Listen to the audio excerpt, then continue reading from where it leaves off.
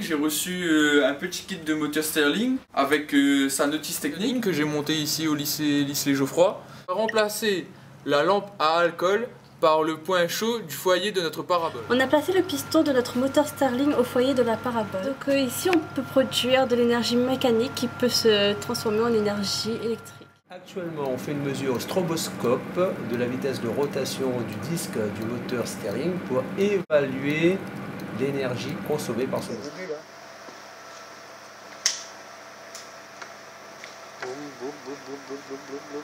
Ouais, je les ai eus. On a confectionné ici en fait un prototype qui est à double chemise et on voudrait savoir si vous pouvez en confectionner un de manière professionnelle. Donc on a ici un revêtement en miroir, le tube de liège ici en haut. On souhaiterait en fait y faire rentrer de la lumière ici, les rayons du soleil, afin que ça puisse chauffer et garder la chaleur à l'intérieur. Alors, si je comprends bien, c'est que là vous souhaitez avoir un récipient avec une double chemise et un trou pour laisser passer la lumière. Voilà, exactement. Je pense que ça fait partie des choses qui sont assez facilement réalisables pour un gars. D'accord, merci.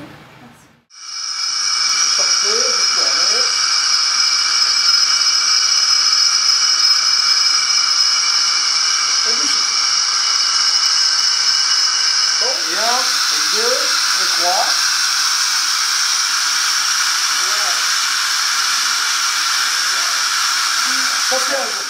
Donc ça, cette petite collerette qui reste représente la colle que je vais utiliser. Donc je vais réduire, je vais fondre la colle là, à cette hauteur-là, et je viendrai coller ensemble et faire ma structure. Alors une possibilité pour fabriquer votre parabole serait d'utiliser l'imprimante 3D. Donc l'imprimante 3D va générer en fait une pièce à partir d'un modèle volumique créé sous un logiciel de DAO. Donc ici on a l'environnement SolidWorks. Alors comment fonctionne ce logiciel? C'est simple, on va créer à partir d'esquisses, à partir de profils. Par contre on avait prévu de renvoyer les rayons du soleil de l'autre côté, donc est-ce qu'il serait possible de faire un trou ici au milieu? Un trou de quel diamètre? De 10 mm. Bien sûr, alors ce que je vais faire, je vais aller directement modifier l'esquisse de départ. Donc ici, je vais aller dans Esquisse. Ce fichier-là, il va falloir l'enregistrer en format STL. Donc vous allez dans Fichier, Enregistrer sous. Donc là, vous avez la possibilité de choisir le type. Donc vous mettez au format STL.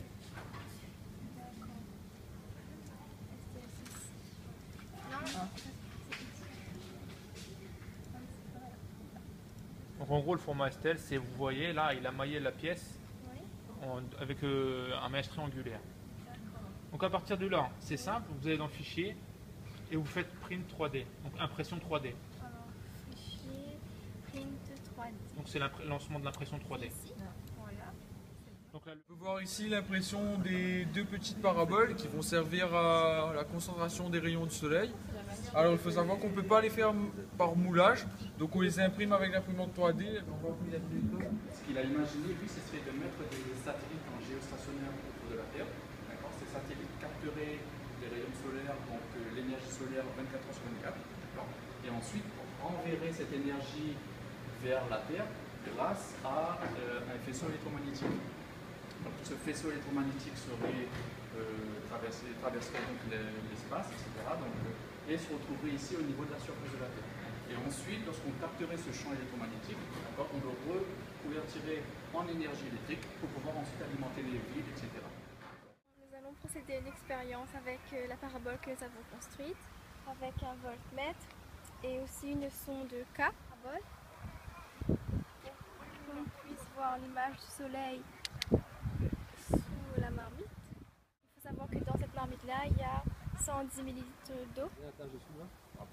Avec ce solarimètre, je vais mesurer le rayonnement qui tape sur la parabole, donc un rayonnement de 1000 watts par mètre carré, avec ma camarade Zara qui va régler l'alimentation.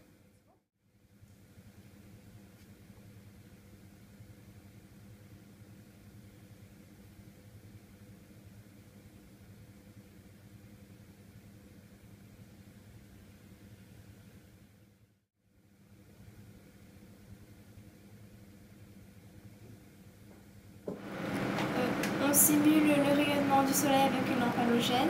On règle ensuite un rayonnement de 1000 watts par mètre carré avec la thermostat. Et ensuite, on place un morceau de bois au foyer d'une parabole. Au bout de quelques instants, nous voyons que le bois se consume.